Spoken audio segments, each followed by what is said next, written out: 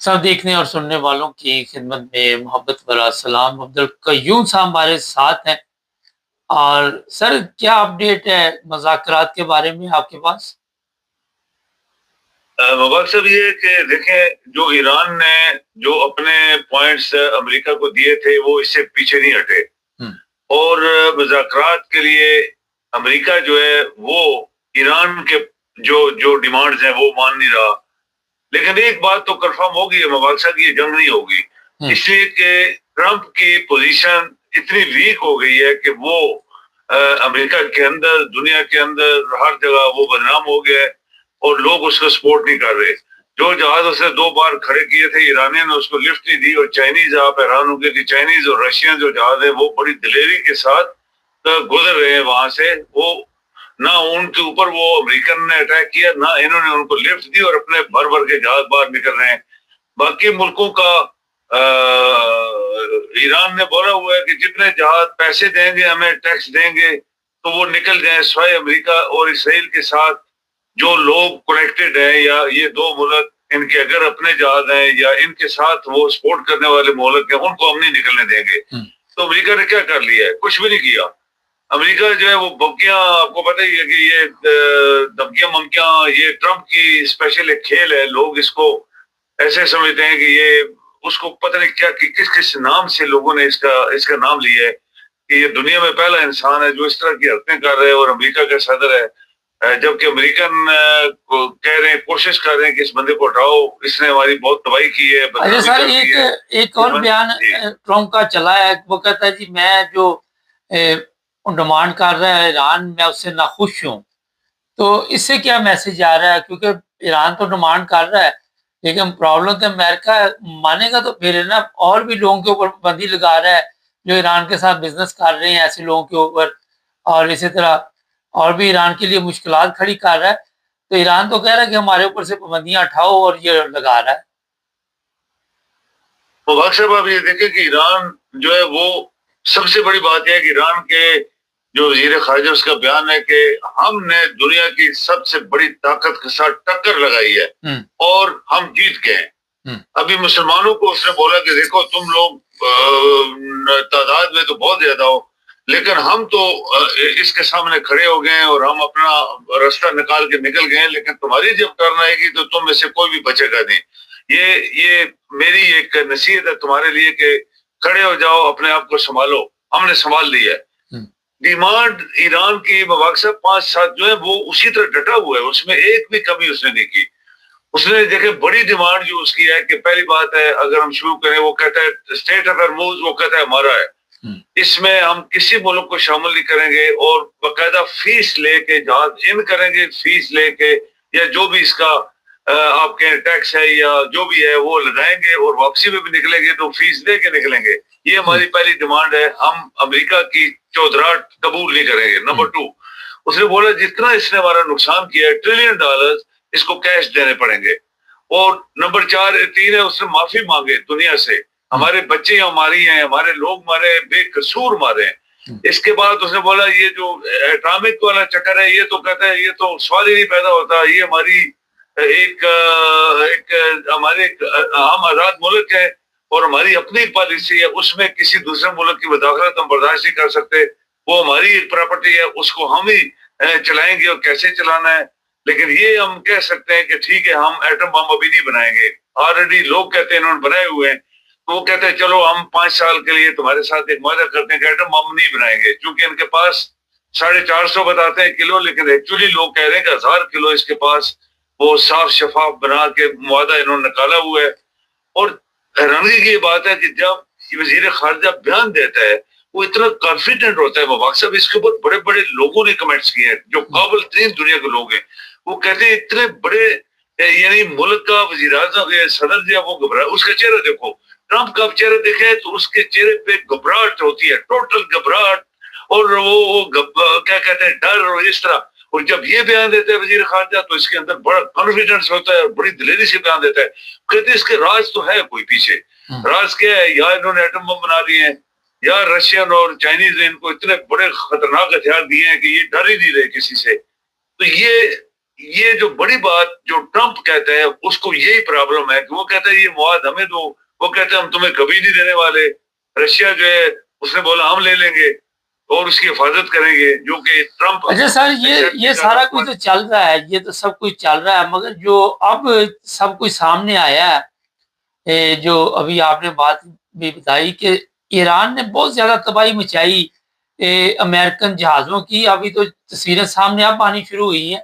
Kuwait ہے یا کوئی بھی ملک ہے، وہاں سے بڑی تعداد میں اتنی تباہی وہاں پہ ایران نے مچائی ہے، جس کی وجہ سے اس کی کمر ٹوٹ گئی امریکہ کی.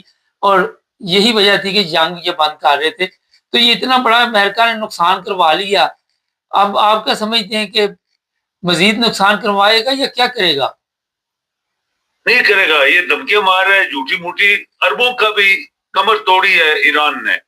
ابھی جو کل ایرانیوں کی اس کی اربوں کی 5-6 ملکوں کی میٹنگ تھی، اس میں یو اے والے نے تو اپنا وزیر خارجہ بھیجا، باقی سارے تمبے شمبے پہن کے یہ جو ان کے چھو شائے اربوں کی وہ گئے تھے، تو وہ ایران کے خلاف بات کر رہے تھے کہ ہم مل کے ایران کو کیسے چیلنج قبول کرتے ہیں. تو ایران نے ان کی کمر توڑ دی ہے، وہاں پہ سارے امریکن اڈے تباہ کر دیے ہیں، ان کی بھی اکانومی جو بیٹھی ہے. تو تبھی یہ سر کیا مقابلہ کریں گے؟ امریکہ کی تباہی مچا دی ایران نے وہاں پہ، تو ان کے اپنے پاس تو کچھ چیز ہے ہی نہیں عرب ممالک کے پاس، تو کیا لڑنا انہوں نے؟ اب دیکھیں کہ اسرائیل کی بھی توڑی ہے کمر اس نے. اسرائیل کی اتنی کمر توڑ دی ہے ایران نے کہ لکھنے والے جو قابل ترین لوگ بولنے والے وہ کہہ رہے ہیں کہ اسرائیل ایکچولی تباہ ہو گیا ہے. وہ ابھی وہ صرف بتا نہیں رہا کہ ہماری تباہی کتنی ہوگی ہے، لوگ بھاگ گئے اس کے اپنے ملک سے، اور امریکہ ابھی اس کو آنکھیں دکھا رہا ہے کیونکہ امریکہ ہی نے اس کے کہنے پہ تباہی کی ہے، ادھر ایران کی طرف بمباری شاری کی ہے.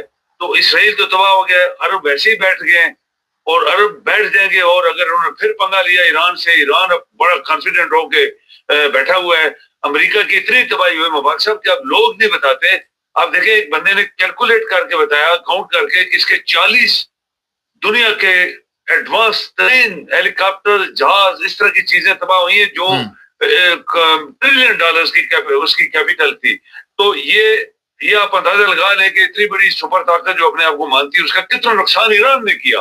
ایران کہتا ہے ہمارے بندے مارے کوئی بات نہیں، جنگوں میں ہوتا ہے، یہ سب کچھ چلتا ہے، لیکن ہم پھر بنا لیں گے 1-2 سال کے اندر جو ہماری بلڈنگیں گر گئی، کالج گر گئے، یونیورسٹی گر گئی. لیکن جو ہم نے ان کی کمر توڑ دیا ہے، یہ قیامت تک یاد کریں گے کہ کسی چھوٹے سے ملک نے ہمارا اتنا بڑا منہ جو ہے توڑا ہے. اور یہ رشین اور چائنیز بڑے خوش ہیں کیونکہ ان کی انٹرسٹ ہے، مفاد ہے، جس کے لیے ایران لڑا ہے، اور ایران اپنے مفاد کے لیے بھی لڑا ہے کیونکہ اس کا سارا تیل چائنا جا رہا تھا اور اس طرح کے ملکوں میں. تو ابھی جو جتنی باتیں چل رہی ہیں کوئی میٹنگ شیٹنگ نہیں ہونے والی. اچھا سر، یہ بھی آ رہی خبر کہ اسرائیل جو ہے وہ عرب ممالک کو تحفظ فراہم کرے گا، اسرائیل کرے گا. تو یہ عربی پاگل ہیں، یہ اسرائیل سے کیا امید رکھ سکتے ہیں؟ آپ دیکھیں کہ جس دن اسرائیل کے ہیلی کاپٹر یا جہاز یا اس کی فوج کہیں مڈل ایسٹ کے کسی ملک میں آ گئی، ایران اس کو تباہ کر دے گا.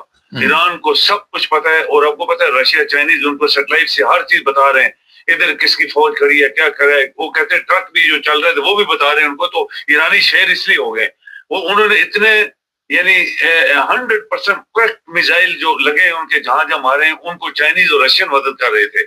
تو یہ اسرائیل کبھی بھی ادھر فوج نہیں بھیجے گا کیونکہ اس کا مطلب سر یہ جو بات آپ کر رہے اسرائیل کی فوج کو تباہ کر دے گا ایران اگر کسی عرب ممالک میں آئی، تو پھر ایران ان کو بچا رہا ہے اسرائیل سے، امریکہ تو نہیں بچا رہا نا. تو کیوں سمجھ نہیں عربی ملکوں کو آ رہی کہ ہم ایران کے ساتھ تعلقات بہتر کریں؟